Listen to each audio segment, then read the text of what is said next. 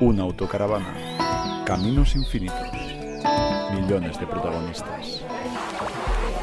Mr. Gorbachev, open this gate. Esto es Voces en Ruta.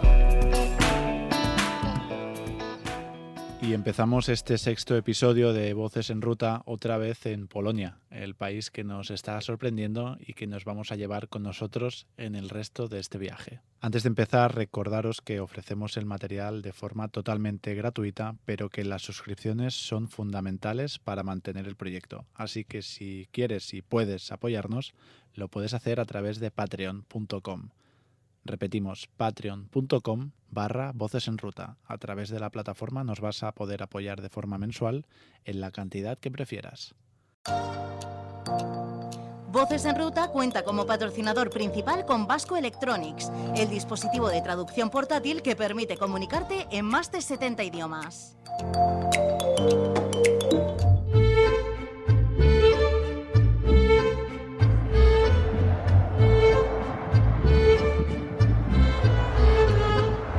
Bienvenidos a un nuevo viaje sonoro. La radioneta acaba de llegar a Varsovia. Se calcula que la capital polaca tiene cerca de 1,7 millones de habitantes, una cifra que ha aumentado en los últimos meses con la llegada de mujeres y niños procedentes de Ucrania. Porque antes de febrero de este año, muchos ucranianos ya vivían aquí en Polonia trabajando, más que 1 millón de personas, todos legalmente, podemos decir, o mayoría legalmente. Y por eso, si la guerra se comenzó, estos quienes habían vivido antes de la guerra invitaban a sus primos, ¿sí?, a sus casas, teniéndolas, ¿sí?, alquilándolas. Acabamos de escuchar a Andrés, guía turístico de Varsovia. Él, al igual que sus compañeros, está viendo cómo empieza a llegar algo más de turismo después del duro golpe provocado por la pandemia, pero no acaba de estar del todo convencido de esta mejoría. Hasta hoy, tráfico turístico no regresó al nivel que lo observábamos antes del lockdown y lo de Polonia, eso no es solamente la cuestión pandémica, porque como yo observaba eso en octubre del año pasado, 21, cuando todas las restricciones, o casi todas, ya eran anuladas, la gente ya comenzó a viajar por toda Europa y octubre era mi mes el mejor de todo, también mejor que antes de lockdown en marzo de 20. Lo peor para nosotros actualmente es todo lo que se pasa en nuestro país vecino como Ucrania. Tenemos esta cuestión que no estamos seguros qué se pasa con restricciones en el futuro y adicionalmente con todo lo que se pasa en Ucrania. Lo peor para nosotros es si algún medio en España, en Francia, oficialmente dice que viajar a Polonia es la cosa peligrosa. Os invitamos a que nos acompañéis en un recorrido por la historia de Varsovia, por aquellas calles que fueron testigo del horror que durante años vivió esta ciudad. 8 de septiembre de 1939. Las tropas alemanas llegan a Varsovia. El ejército polaco intenta evitar la invasión en un enfrentamiento que durará hasta 20 días. Octubre de 1939. El ejército nazi ocupa Varsovia. Es el inicio del terror que se extenderá durante casi 6 años, convirtiéndola en la capital europea que más tiempo permanece en manos de los nazis. Un año después de la invasión, Hitler tiene un plan para los judíos que residen en Varsovia. Antes de la guerra, Varsovia era la segunda ciudad del mundo con mayor población judía, después de Nueva York. En Varsovia llegó a haber 360.000 judíos residentes y la mayoría de ellos fueron exterminados. Acabamos de escuchar a Manuel Ruiz. Él es alicantino, pero lleva cerca de 30 años residiendo en Polonia. Ahora es guía de la ruta que recorre las calles del gueto en el que miles de ciudadanos judíos fueron hacinados en las peores condiciones para la vida. El gueto de Varsovia es por entonces un espacio rodeado por un muro infranqueable. 450.000 personas malviven en su interior. Para que se hagan una idea, un 30% del total de la población de la ciudad concentrado en el equivalente a un 2,4% del área urbana de Varsovia. El hambre, las enfermedades y las ratas campan a sus anchas. Se calcula que fallecieron 80.000 personas en el interior del gueto, pero lo peor está por llegar. Para los dirigentes nazis, el gueto es una solución transitoria. Enero de 1942. El nazismo encuentra el modo para acabar con lo que llaman el problema judío. Se atajará con la solución final, un perverso plan de exterminio sistemático. Los campos de trabajo pasarían a ser campos de exterminio para el asesinato de todos los perseguidos por las SS. Mientras tanto, al gueto de Varsovia llegan diariamente trenes vacíos que se llenan de judíos con destino a la cámara de gas. Entre julio y septiembre de 1942 son deportadas al campo de Treblinka hasta 265.000 personas, más de 5.000 por día. La población intenta esconderse, llegando a pasar semanas sin comer y sin moverse. Pero hagamos ahora una parada en la historia para conocer a Irena Sendler, la enfermera que ayudó a liberar a muchos niños del gueto. Irena Sendler fue un personaje, realmente era una chica, era enfermera durante el periodo del gueto, y fue una chica que tenía la posibilidad de entrar dentro del gueto para atender a aquellos judíos que estaban enfermos de tifus. En el gueto se desarrolló una epidemia de tifus y entonces para evitar que se propagara fuera de las murallas, pues se creó este cuerpo de enfermeras y ella era una de ellas.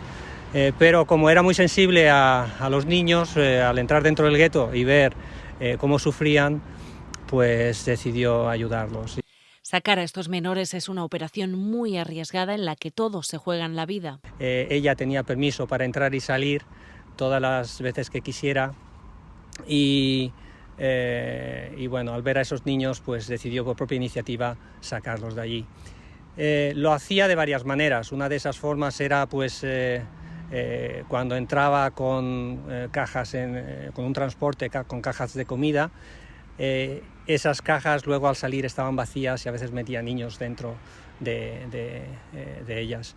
Luego otra forma de sacarlos era a través de un túnel de una alcantarilla en la que sabía ella que era segura la salida. Y otra forma era pues a través de un juzgado que hay que estaba concretamente justo en el centro de lo que era el gueto, aunque el juzgado sí era zona aria, pero los judíos tenían permiso para entrar por si tenían que hacer alguna gestión allí. Entonces obtenían ese permiso, entraban, pero muchos de ellos pues escapaban por ahí. Irena Sendler decidió sacar también a niños a través del juzgado, porque si eran niños rubios, por ejemplo, y tenían ojos claros, pues los sacaba como de la mano, como si fuera un hijo suyo. Luego iba a un convento donde entregaba a esos niños y una vez allí pues les alimentaban, les cuidaban hasta que encontraban una familia para ellos, de acogida. Sacó a muchos niños, siempre pidiendo permiso a sus padres, aunque pues no siempre no estaban de acuerdo con ello. Irena Sendler logra burlar los controles para liberar a los más pequeños de aquel infierno, pero el testimonio bajo tortura de una prisionera acaba dilatando a la red en la que participa Irena. La encontraron, la pillaron y la torturaron y un día pues la sacaban para fusilarla. El pelotón de fusilamiento la sacó, pues uno de los soldados nazis la cogió de la mano, la separó del grupo y le dijo que se marchara. Y es que a ese soldado pues lo había sobornado la resistencia polaca. Ella, como pudo, ya pues consiguió escapar, se escondió en algún lugar y por suerte, bueno, pues consiguió sobrevivir la guerra. Murió en Varsovia a la edad de 90 años. La de Irena es una suerte que no correrán la mayoría de judíos del gueto. 19 de abril de 1943. Los nazis deciden acabar con el gueto de Varsovia. Para entonces, la poca población que malvive en su interior se ha organizado e incluso han conseguido algunas armas. Intentan plantar cara a sus asesinos. Resisten para convertirse en un símbolo de la dignidad. Pero la superioridad armamentística hace que los alemanes arrasen con el gueto, convirtiendo en cenizas la mayor parte de los edificios. Es tal la destrucción que años más tarde, lejos ya del horror nazi, Polonia ha sido incapaz de reconstruir algunas de las zonas del gueto limpiando los escombros. Los edificios se han tenido que alzar sobre los metros de ruinas que había dejado el nazismo a su paso. Y es que el ejército nazi acabó con el 85% de los edificios de Varsovia, y la contienda, que sería la antesala de la llegada del ejército rojo, dejó 250.000 civiles muertos. Hoy en día se puede realizar un recorrido por las calles que conformaron el gueto. Sí, hay mucho interés en la ruta judía que hacemos y se hacen muchas preguntas y realmente hay muchos grupos bastante importantes. Yo diría que es la segunda, después de lo que es la Ciudad Vieja, la segunda ruta que hacemos con mayor asistencia. También hay muchos judíos, mucha gente que viene de Latinoamérica, porque en Argentina, por ejemplo, hay una comunidad muy importante judía. De Israel también vienen muchos. Y bueno, también los grupos ingleses son generalmente más grandes. Pero... Además, la ciudad ha querido homenajear a todas las víctimas y acercar la cultura judía con la creación del Museo Polin. En Varsovia realmente ese es el planteamiento que había al principio, en el que decían, bueno, ¿por qué no construir un museo del Holocausto aquí en la ciudad? Pero luego pues pensaron que no, que mejor. Varsovia tiene muchos sitios también para ver y para explicar, y es suficiente ir con un guía, ves realmente lo que hay y lo explican y se entiende. El museo más que nada es para explicar esta historia de los judíos que había en Varsovia. Varsovia ha sabido renacer de sus cenizas para presumir de un bagaje cultural extenso, de su centro histórico Patrimonio de la UNESCO y de una de las mejores gastronomías de toda Europa. Después de acercarnos a su agitada historia, nos subimos de nuevo a la radioneta. Siguiente parada, Cracovia. Un breve recorrido por el centro nos sirve para sorprendernos con el legado arquitectónico que conserva. No acabamos de entender que la destrucción que alcanzó a otras ciudades polacas, como por ejemplo Varsovia, no llegara a Cracovia. Max Turchin, historiador ucraniano residente en Polonia, resuelve rápidamente todas nuestras dudas. Había razones militares, políticos, estéticos y ideológicos. Los alemanes simplemente entraron en la ciudad porque el ejército polaco se había retirado al este, y al principio de la guerra Cracovia no fue muy bombardeada. 5 días después del comienzo de la guerra, y la ciudad ya estaba bajo el control alemán. Durante la guerra, Cracovia se hizo la capital de la parte de Polonia ocupada por los alemanes, y los alemanes pusieron el gobierno alemán justo en Cracovia. Bueno, y como la capital estaba muy militarizada y muy presente, había mucha presencia alemana en la ciudad, por eso no había casi ninguna oportunidad para la resistencia polaca de organizar un levantamiento aquí como en Varsovia. Y también hay razones ideológicas, porque los nazis buscaban como excusas para tener Cracovia como la capital, y encontraron una razón en la época medieval, cuando la ciudad fue planificada por los colonos alemanes, y entonces había mucha presencia alemana. Los alemanes eran la minoría principal en la época medieval en Cracovia. Entonces esto era también la razón ideológica. Y es que Cracovia es capaz de atrapar al visitante que pasea por su plaza del mercado, el centro neurálgico del casco antiguo. Destaca la belleza de la Basílica de Santa María, la Lonja de Paños, la torre del antiguo ayuntamiento. Sin duda, es un lugar para sumergirse en siglos de historia, que aún resisten en cada fachada. Pero los ciudadanos de Cracovia no correrían la misma suerte que sus monumentos con la llegada del ejército nazi. Aquí también los judíos serían encerrados en un gueto.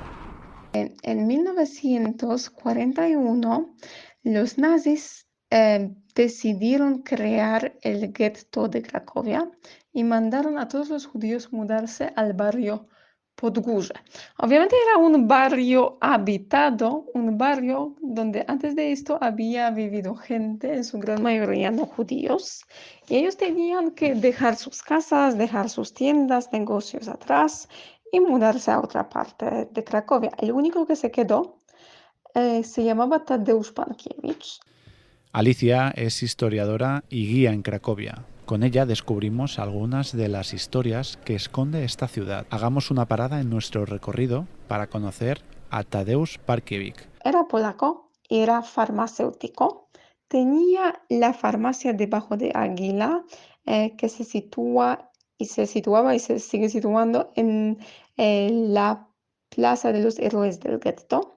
Y él se quedó convenciendo a los alemanes de que era necesaria por lo menos una farmacia en el gueto, porque si no hay una farmacia, entonces puede haber alguna epidemia. Los nazis temían bastante las epidemias que no conocen las fronteras, de los cuales los muros de gueto no pueden proteger a nadie. La farmacia no solo es una herramienta para controlar las epidemias.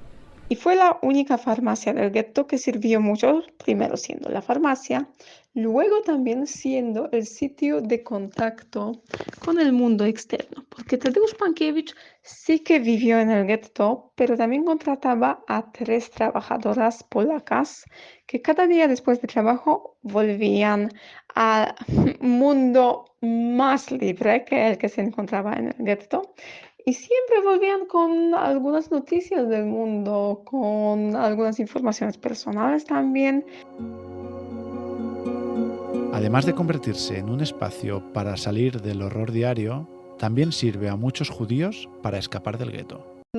Daba calmantes a los niños que salían del gueto ilegalmente con sus padres para que no llorasen durante el camino, o también daba tinte para que podían teñir el cabello los ancianos del gueto para que pudieran verse más jóvenes, pues todas cosas muy prácticas.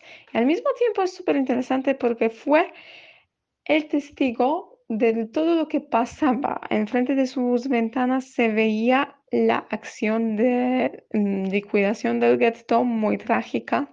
Después de la guerra, Tadeusz Pankiewicz pues, se quedó en el mismo sitio y escribió el libro que se llama La farmacia de gueto de Cracovia. Después de visitar esta farmacia, que aún conserva su aspecto original, vamos a otra visita obligada en el gueto de Cracovia, la fábrica de Schindler. Mucho más que un espacio para recordar quién fue este empresario alemán. Es muy extenso el museo y la exposición está dedicada a la Segunda Guerra Mundial en Cracovia. Y es la Segunda Guerra Mundial entera, entonces explícalo todo. Primero, cómo se sentía la gente antes de la guerra, si intuían ya que pasara algo o si no pensaban en esto. Intenta pues acercar muchos puntos de vista, cómo era la vida de los polacos, cómo era la vida de los judíos. Seguro que muchos sabéis quién era Oskar Schindler y conocéis la película de La lista de Schindler. Pero, ¿quién era realmente este empresario nazi? Él era alemán, nacido en Checoslovaquia. Lo que buscaba durante toda su vida era ganar dinero y tener una buena vida, pero no era muy fácil para él. Y quizás por este motivo se inscribió al partido nazi en Checoslovaquia y también quizás por este motivo trabajó como espía para la inteligencia alemana. Ya en 1939 vino a Cracovia como espía, pero también por motivos financieros, ya que los judíos no podían llevar a cabo actividad económica. Y eran los alemanes que venían a Cracovia y se convertían en así llamados protectores de sus negocios. Llega a la ciudad polaca y es consciente de que el negocio está en el esmaltado. Su principal motivo era el dinero. Él ganaba bien con la fábrica, ya que producía para el ejército alemán. Además de tener esos encargos, no tenía que pagar mucho a sus trabajadores. Es que empleaba a los judíos no por buen corazón, sino porque a ellos no se les pagaba. Lo suyo era hacer negocio, pero con el tiempo quizás Schindler empieza a ser consciente de la oscura realidad. En agosto de 1940, el gobernador general de Polonia emite la orden de desplazar a todos los habitantes judíos a campos de concentración, excepto aquellos que fueran empleados en industrias, que contribuyeran a la economía de guerra. Schindler consigue así salvar a muchos de sus trabajadores. Cuando Oskar Schindler se da cuenta de que el ejército ruso está cada vez más cerca de Cracovia y que tarde o temprano vendrán a Cracovia y todos los alemanes tendrán que irse y también llevarán con ellos prisioneros de campo de concentración o durante así llamadas marchas de la muerte, pues él decide trasladar su fábrica a Brunlitz en Checoslovaquia. Sus últimos días intentará sobrevivir.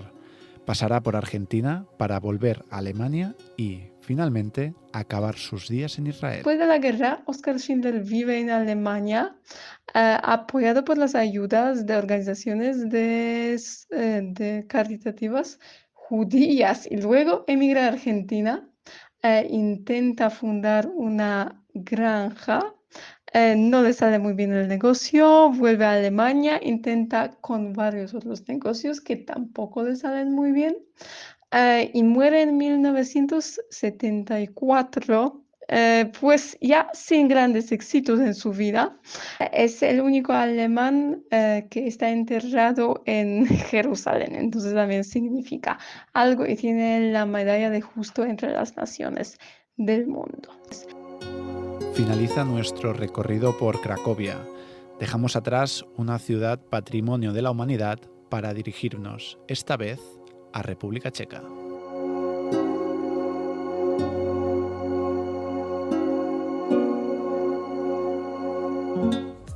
¿Quieres viajar con tranquilidad? Hazlo con Chapka Seguros. Que tu viaje no lo empañe un problema médico. No te arrepientas por no haber viajado asegurado. Chapka Seguros, patrocinador de Voces en Ruta, te lo pone fácil. Tú solo preocúpate de disfrutar y llenar la maleta de buenos recuerdos.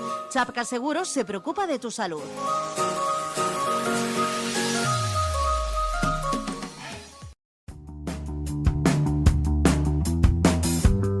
En este episodio tenemos una entrevista muy especial y es que son dos viajeros que, además de grandes viajeros y nómadas digitales, nos han ido ayudando a nosotros también durante nuestro viaje, ¿verdad, Cristina?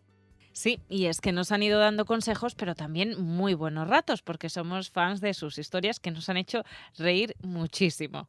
Pues sí, tenemos con nosotros a Minivan Travel y ya no voy a contar más, solo voy a decir que son 3 integrantes de un viaje que nos ha dado consejos, nos ha dado tranquilidad y muchísimas risas. A ver, contadnos, ¿qué es o quiénes sois Minivan Travels para aquellos que aún nos conozcan? Hola, buenos Hola, días. buenos días, ¿qué tal? Bueno, pues yo soy Raquel. Yo soy Luis y el otro integrante es Dande, que no puede hablar porque es un chihuahua, Pero bueno, pero está está aquí. aquí. Es la estrella. Pues contadnos, Minivan Travel, vosotros tenéis la característica, bueno, empecemos porque hay muchísima gente dando vueltas a Europa y al mundo en furgoneta, pero vosotros lo hacéis con una furgoneta pequeña entre comillas, evidentemente, pero es que sois 3 en una Nissan NV200 que pondremos una foto en las redes, pero realmente es una furgoneta pues pequeñita, ¿no? Muy pequeña. Muy pequeña. A ver, la furgoneta es pequeñita. Cuando nosotros la compramos y la proyectamos fue para otro tipo de viaje. Pues era para salir fines de semana. A lo mejor pues con ella hemos hecho un mes de vacaciones por Europa también, entonces ha sido un poco ir adaptándola a nuestras necesidades. Sí, es una furgoneta que ya teníamos nosotros, no la compramos a posta para camperizar. Sí. Y bueno, pues surgió la idea de echar una cama atrás, nos gustó y pues fuimos completando la furgo hasta como la llevamos a día de hoy. Ahora mismo, ¿qué tenéis para hacernos una idea? ¿Qué encontraremos en vuestra furgo? Pues tenemos calefacción estacionaria, asiento giratorio, tenemos ducha portátil interior, y cuando digo interior, es interior. Nevera, fregadero, armario, arcón convertible en cama, como una California prácticamente. Sí, Solo nos falta el techo elevable. ¿Y en qué momento pasáis de ese uso de fin de semana, como decíais, y también de vacaciones, a la vida nómada? Pues mira, fue un viaje que hicimos, soy malísima con las fechas. A la vida nómada, ¿no? A la vida nómada fue hace 2 años. Bueno, a ver, dependiendo de cómo entiendas tú la vida nómada. Claro, precisamente eso, ¿cómo se pasa de una furgoneta de fin de semana a vivir en la furgoneta? Vale, pues entonces sí, eso sí que fue hace 2 años. Hace 2 años. Hace 2 años, así sí. Pues nosotros gastábamos la furgo para viajar pues esporádicamente, fines de semana, vacaciones. Y bueno, una vez que la camperizamos, pues vimos en qué consistió la legalización de la furgo y dijimos, oye, pues nosotros somos capaces de hacer esto también. Porque bueno, yo soy ingeniero mecánico y dijimos, pues oye, ¿por qué no hacemos una empresa que se dedique a legalizar este tipo de reformas en vehículos? Y bueno, después de pensárnoslo un tiempo, empezamos a ponerlo en práctica, combinándolo con nuestros trabajos que teníamos en aquella época, hasta que un día dijimos, pues mira, dejamos el trabajo y vamos a dedicarnos de lleno a nuestro proyecto de Homologa tu Camper, que es nuestra empresa. Y bueno, sigue hablando Raquel, que si no solo hablo yo. A ver, también fue un poco porque tuvimos mala experiencia con el proceso, y la verdad es que desde una perspectiva furgonetera, porque nosotros somos usuarios de furgoneta camper, y pensamos que podíamos aportar más al sector de lo que a lo mejor se estaba haciendo hasta el momento, ¿no? Porque ahí podríamos aportar nuestra experiencia como usuario y mejorar ese proceso que da mucho miedo normalmente. Ahora está un poco más normalizado porque hay pues más información en redes, pero en el momento en que nosotros lo hicimos, pues la verdad es que había mucho desconocimiento y mucho miedo, y vimos pues que las empresas pues que no tenían ese encanto de evitarte el miedo, y bueno, pues así fue un poquillo mezclado todo. Empezamos la vida nómada. Nació Homologa tu Camper, pues nos dimos cuenta de que podíamos trabajar en la furgoneta. Ha sido procesos, Sí, etapas. Y cada vez pues hemos ido haciendo viajes más largos. Sí. Y es cierto que para este viaje de ahora, que llevamos exactamente 4 meses y un día viviendo en la furgo y trabajando. Sí. Pues hemos estado casi un año entrenando por España, sí, haciendo viajes cortos de 2-3 semanas. Hemos llegado a estar creo que 2 meses seguidos por la zona de Galicia, Cantabria. Pues porque tenemos que descubrir cuál es la forma en la que somos más productivos para trabajar, cómo podemos hacer para tener tiempo libre para visitar cosas, y bueno, y después, ya os digo, de casi un año entrenando, al final, pues en junio de este año pudimos lanzarnos. Sí, pero ha sido un proceso. Entonces, ¿esta idea de dar el salto y crear Homologa tu Camper os surgió en ruta? Sí. Sí. Sí.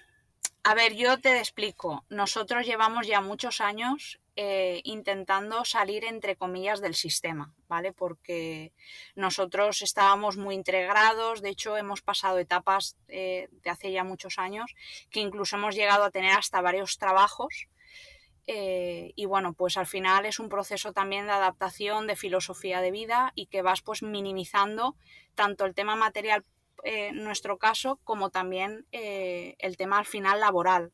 Y bueno, pues... Sí, fue pues cuando camperizamos la furgo que realmente nos dimos cuenta de que nosotros podíamos hacer los proyectos para legalizar vehículos y vivir de eso. Y bueno, actualmente somos 4 personas trabajando, cada uno desde donde quiere. No solo somos Raquel y yo. Somos 4 personas y bueno. Y la verdad es que nos va bastante bien. Sí. Pues que así siga siendo. Habéis hablado de miedo a camperizar, ¿no? De que las empresas no son muy amigables, ¿no? En estos procesos de legalización, pero también entiendo que da miedo a nivel personal, ¿no? De decir, ostras, tengo una furgoneta, ¿cómo puedo adaptarla y no, es decir, y no hacer algo que después no pueda pasar una ITV o no pueda utilizar? Vosotros entiendo que vuestro punto diferencial un poco es esa integración, ese acercamiento a no es tanto como parece, ¿no? Sino que se puede hacer y no hay ningún problema. Correcto. Sí, se hace A bien, ver, ¿verdad? la primera herramienta es que el miedo genera incertidumbre, ¿vale? Entonces, quitando el miedo, quitas la incertidumbre. Y con esa perspectiva, nosotros empezamos el proyecto haciendo un asesoramiento gratuito totalmente, que de hecho a día de hoy lo seguimos manteniendo. Ujú. Sí que os digo que en ocasiones es desbordante, ¿vale? Porque, por ejemplo, hacemos un directo con cualquier persona o hacemos un podcast con alguna cuenta así un poco más importante o yo qué sé, incluso igual después de esta entrevista luego tenemos picos. Entonces es importante también tener en cuenta eso, que nosotros damos asesoramiento gratuito y en muchas ocasiones pues nos asfixia. Pero claro, es que queremos precisamente que la gente no tenga miedo a lo que está haciendo, Claro. y pregunte y vea pues que se resuelve, ¿no?, la duda que tiene y se minimiza la incertidumbre con Claro, ello. nosotros normalmente, pues tú lo que haces es contactas con una empresa, le haces un pago de 100, 200 euros y ellos te dicen que te responden ya todas las dudas a lo largo del proceso. Nosotros no hacemos eso, nosotros contestamos a todo el mundo gratis y lo que esperamos es que al final, después de 6, 7 meses que tú has estado camperizando tu furgo, contactando con nosotros para que te resolvamos las dudas, pues que tú estés contento con el servicio que te hayamos dado y que te decidas a homologar con nosotros porque te hemos atendido bien y no porque nos pagaste hace 7 meses 200 euros y no quieres perderlos. Es evitar que la gente dé un salto de fe, que es a lo mejor lo que nos pasó a nosotros un poquillo, dimos un salto de fe y no nos salió bien. Y bueno, pues al final acabas en donde estás porque, bueno, no quieres perder dinero. Y esa es la perspectiva que nosotros tuvimos desde el principio, que había que cambiar y que era lo que nosotros podíamos aportar. Vale. Nos queda claro además, porque nosotros hemos tenido la misma furgoneta que tenéis vosotros y otras. Somos furgoneteros desde hace mucho tiempo y yo la verdad que pues, compré mi primera furgoneta hace 11 años y no, de todo esto no había nada, ¿no? O sea, no había nada de información, nos hacíamos 4 cosas dentro de la caja, normalmente eran furgonetas de estas de carga y no se homologaba nada, ¿no? Era cruzar los dedos y que no te abrieran la furgoneta en la ITV porque tampoco había empresas, ¿no?, que se dedicaran a esto. Sigue pasando, ¿eh? Mucha gente contacta, oye, es que llevo 20 años con la furgoneta así, nunca me habían dicho nada y ahora sí. Decíais que aumentaba el trabajo, que empezasteis por España a ver qué tal, cómo organizar esta vida nómada digital, pero queremos que nos contéis la clave, si es que existe, porque llegas a un lugar, son horas de conducción, te apetece visitarlo, las tareas que conlleva también la furgoneta y además hay que trabajar. A ver, ¿vosotros cómo lo hacéis? Pues al principio fue caótico, porque al final sí que es cierto que pasan varias cosas. La primera es que tienes el concepto de que estás de vacaciones, ¿vale? Entonces es un concepto que tienes que eliminar totalmente. Claro, porque al final no estás de vacaciones, No estás de vacaciones, trabajando. ¿vale? Y le pasa también, nos pasaba a nosotros y también le pasa a la gente que nos ve, ¿vale? Pues que tú asimilas furgoneta con estar en Galicia a 1000 kilómetros de tu casa, estás de vacaciones. No. Entonces, ese concepto hay que eliminarlo, ¿vale? Entonces pues primero nos costó a darnos nosotros cuenta de que no estábamos de vacaciones. ¿Vale? Lo segundo es pues que si tú en tu casa o en tu oficina estás trabajando o teletrabajando, pues al final tú tienes unos horarios. En nuestro caso, por ejemplo, tenemos atención al cliente y pues si tenemos la atención de 9 a 1, pues hay que estar de 9 a 1 de lunes a viernes no festivo.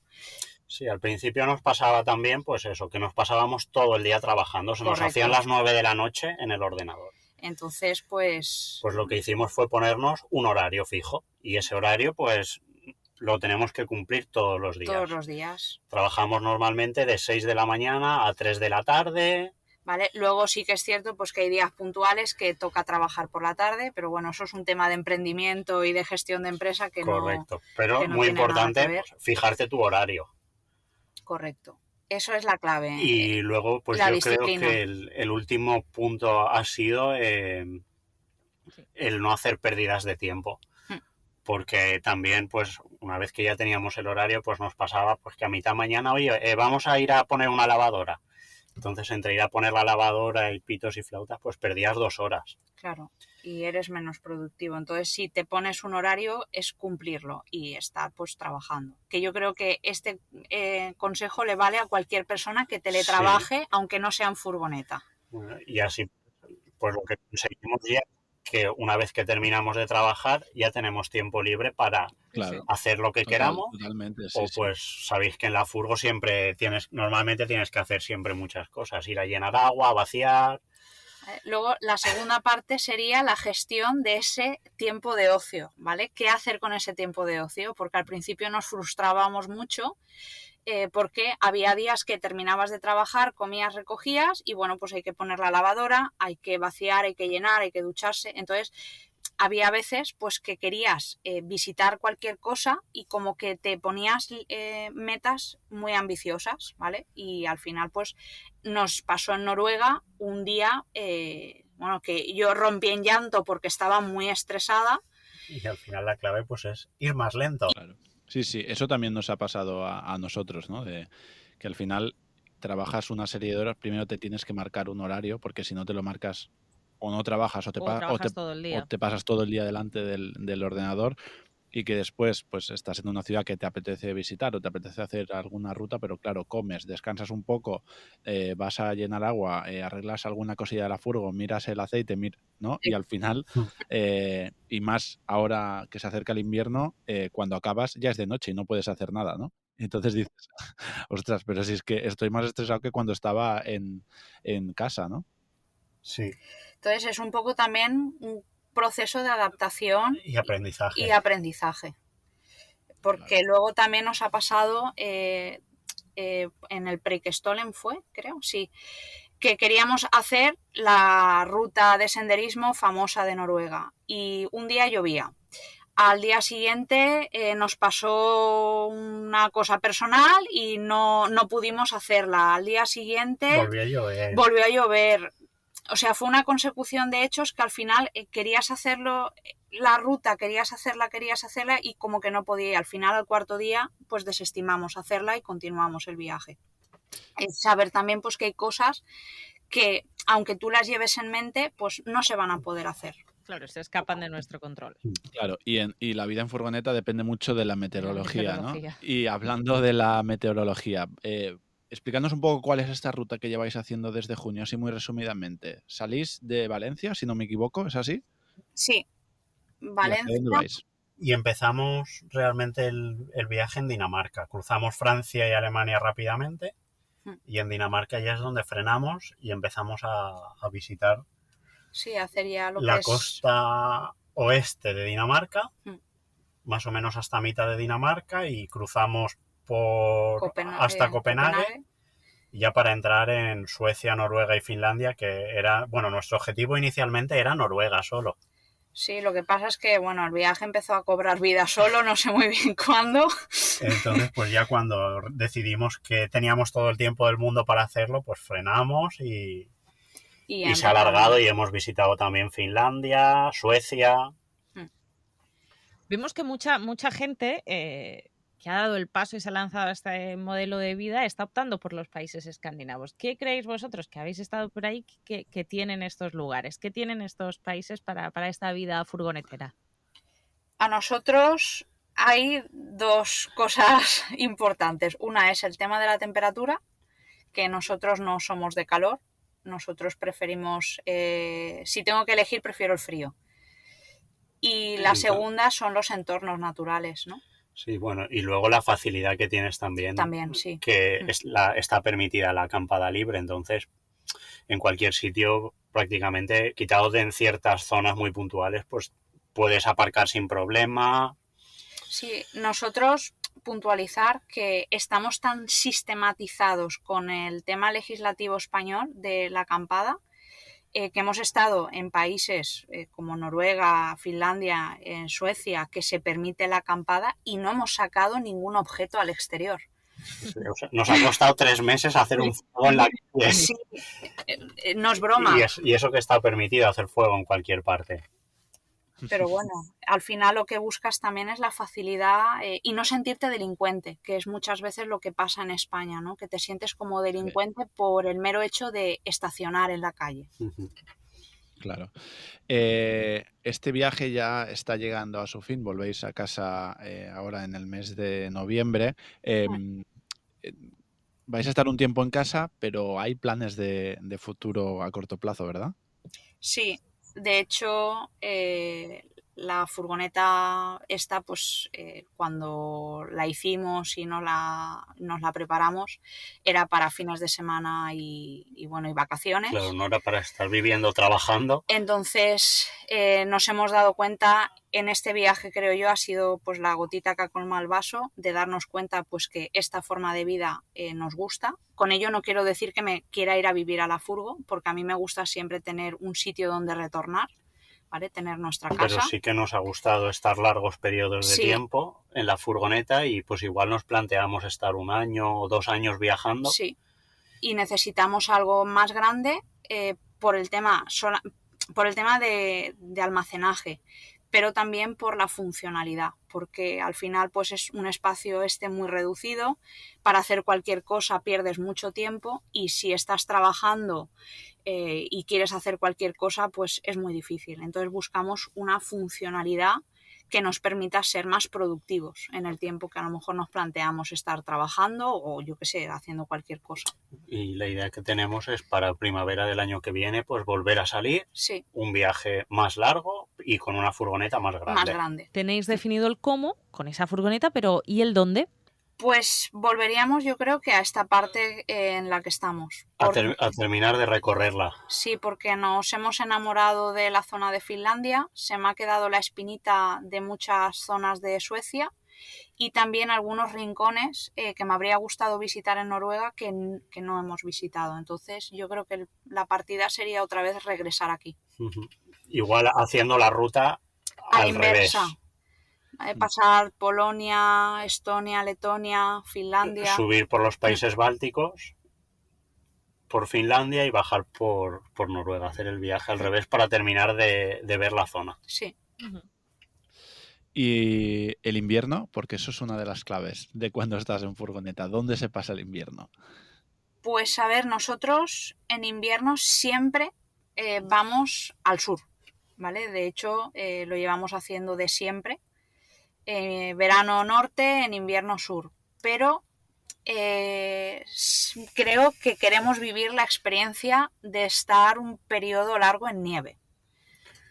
Hasta la fecha, pues siempre nos hemos ido a la zona de Andalucía o al Algarve, en Portugal. Sí, la zona... Hemos pasado las Navidades en el Algarve muy bien. Sí. De manguita corta, además. Sí. Sin pasar calor en la furgoneta. Y ahora pues nos planteamos de probar una vez que tengamos la furgo grande, intentar en la nieve por lo menos. Nos gustaría vivir la experiencia. Sí. Pero ¿sabes qué pasa? Que tampoco me gusta hacer planes muy a largo plazo porque luego el viaje cobra vida. Vas, a lo mejor ahora tienes idea de eso, pero igual mañana te apetece cualquier otra cosa y yo qué sé... El mundo es muy grande. Sí, nosotros solemos planificar a 2 o 3 días vista, ¿no? O sea, no llevamos el viaje programado. Sabemos más o menos por dónde queremos pasar y bueno, y el día de antes o 2 días antes, pues decidimos los sitios a los que vamos.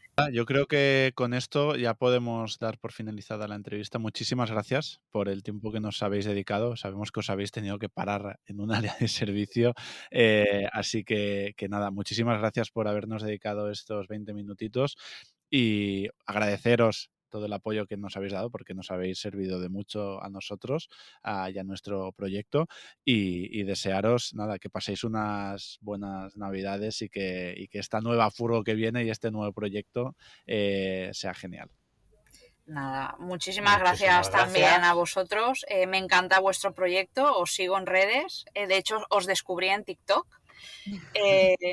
antes de que vosotros contactarais y nada, encantada y que para lo que necesitéis. Ha sido un placer. Ha sido un placer. Muchas gracias, buen camino y que sigáis cumpliendo todos vuestros objetivos. Hasta la próxima. Hasta la próxima. Chao. Y cerramos aquí un episodio cargado de historia de nuevo y nos vamos a República Checa, que será el próximo país que visitemos. Recordaros que podéis escuchar todos los demás episodios a través de todas nuestras plataformas y que podéis seguir acompañándonos en dirección hacia el sur, esta vez a República Checa. Arrancamos de nuevo.